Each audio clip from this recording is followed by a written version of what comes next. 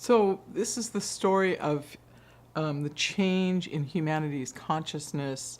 The Mayan calendar says that the end of the world as we know it ends on the 21st of December 2012. Okay, so that's the story that we're going to tell here. Okay. So first thing you're going to do is you're going to hold your hand up, and we're going to talk about the fact that you have what is called a headline lifeline disconnect.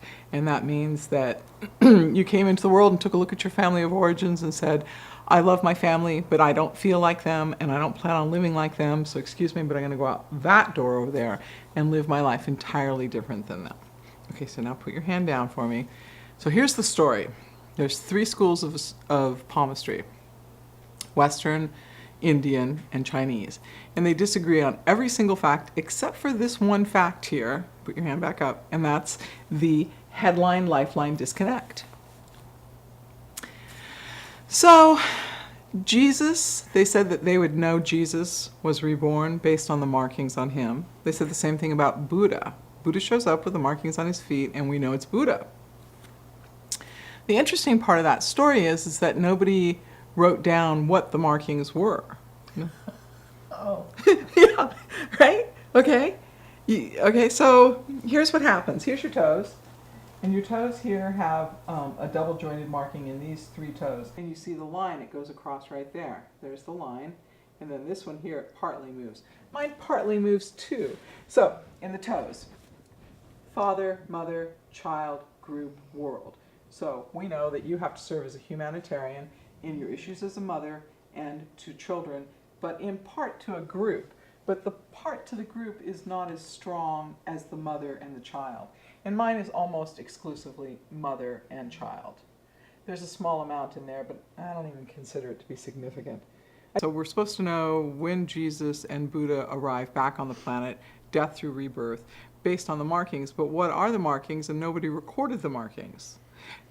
So, if you are a person who has what is called a headline lifeline disconnect, which is what you have, then you have basically been born as a humanitarian. But the literal translation is the following: you were born in this lifetime with past life memories of being another race. So, you choose somebody radically different than your family of origins. You choose somebody of another race, another religion, another ethnicity, another social class, but radically different than your family of origins. And so I see this occurring over and over and over again. And what does it really talk about? It talks about these children that died in the AIDS epidemic, and then instead of going on to heaven or spiritual realm and working out the rest of the lifetime, they choose to be reborn in the blink of an eye. So they die in that split second in Africa, and then they are reborn here into prominent, wealthy families where they become part of the decision-making powers in the world. And so that could also be children who died in the Holocaust. Children who die in the Holocaust. Doesn't apply to adults. It only applies to children that died before they got to fulfill their life's destiny. So the people out of South America, all the children that are born in the ghettos of Brazil, the children that were killed as the result of the politics when South America went through all of its revolutions. The children that are infanticide is practiced in China. A girl is born and she's strangled at birth. These are very uncomfortable concepts for people to think about, that these are solutions. Because when a person is faced with these sort of consequences and they believe that this is really a solution, and the child doesn't get the opportunity to fulfill its lifetime's promise from God, they make a decision to be reborn. And it's a very interesting decision. So it's almost as if God says to them, okay, I didn't give you the promise of the last lifetime, so now I give you a new promise. As long as you serve as the humanitarian, you'll get everything you need to continue to work as a humanitarian. You only have to figure out how to give it away every single day. So whenever I talk to people, and you're one of these people, and I ask them, when is it that things have disappeared in your life? And you would tell me a story about how You forgot your true purpose. You were not giving it away any longer. You were trying to figure out how to make it work for you. It's almost as if the person walks across the room and looks at something, and when they turn back around, everything has disappeared. It disappears that quickly and that inexplicably. So you have to get up every single day and figure out how to give and do for other people in order to continue on with your work. And then you get everything you need. So the other thing is that the person who has that marking can't tolerate an individual who is petty, self-righteous, and bickers with them. So bickering is a different dialogue for you. You might have that interchange dialogue with your husband, but if somebody else does that with you, end of the dialogue. They're not your friend. You're not going to let them get too close to you. So now, could you talk about yourself just a little bit here?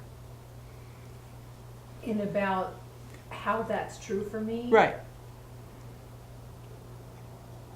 The fact that I actually do live in a state of always thinking of how to serve others.